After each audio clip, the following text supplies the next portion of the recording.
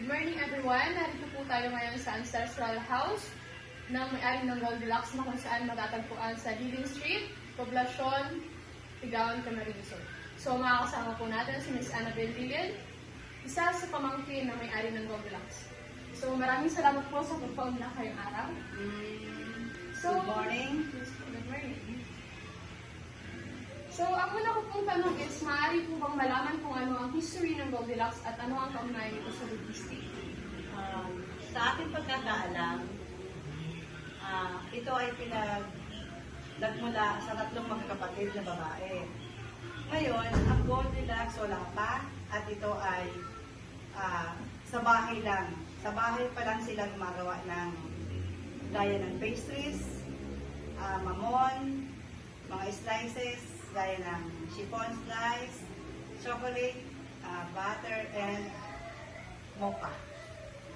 Ngayon, ang nangyayari po, ito ay ibinibig na nila sa mga schools. Dinadala nila sa mga schools at ginagamitan lang nila. Wala pa silang mga sasakyan na malalaki, kundi ang kanilang mga car, mga private na sasakyan. Yan ang bale naglalala ng mga paninda sa mga schools.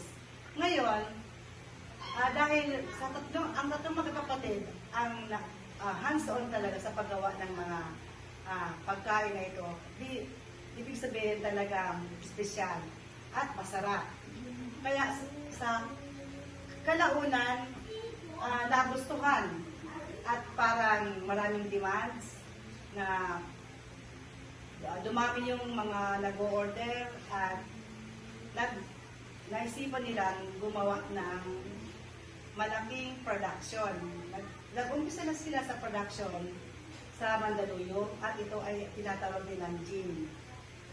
Ang Go, Ye, and Benesis. Yan ang tatlong magkakapatid. Diyan sa gym na yan, nandyan yung production ng cakes. Nagkaroon na sila ng cakes. Mga rolls, mga brass, diversities, mga ganyan, mga brownies, lahat ng pagkain.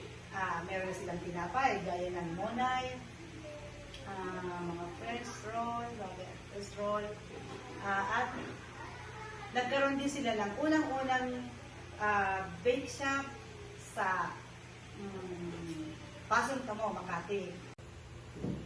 Habang tumatagal, lalong dumadami yung mga order. At nagkaroon sila ng napakaraming branches sa iba't ibang lugar sa Metro Manila. At hindi lang yan, nagkaroon pa sila ng franchising. Kaya nagkaroon sila ng dalawang production na. Diba? Meron bread plant at meron cake plant. Yan.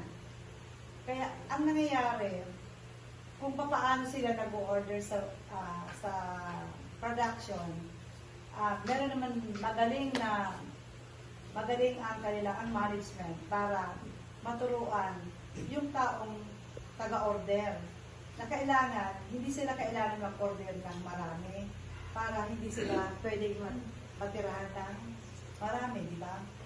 Kaya, ganyan din, pinag-aaralan din kung paano mag-order at kung ilan ang gagawin ang production lalo-lalo na. Ngayon, ang nangyayari, yan, dumami din ang ginagamitan na sila ng mga truck. Malalaki ng truck ang ginagamit sa kanila kasi ang each branch, meron din isang truck na nagdadala sa bake shop ng paninda. Kaya, gusto ko rin pong idagdag yung food plant. Ang food plant, iba to sa bake shop.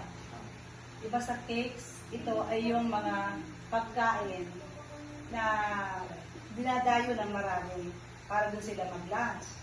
Ito ay ang specialty nila ay ang kare-kare, sotanghon, spaghetti, Bicol Express, meron tayong Bicol Express, at laing, natong. Alam mo, nung mga panahon, mga 70s, pila talaga ang pumapasok. Pila. Grabe talaga ang tao. Kaya, ibig sabihin, ang Goldilocks talaga, masarap talaga.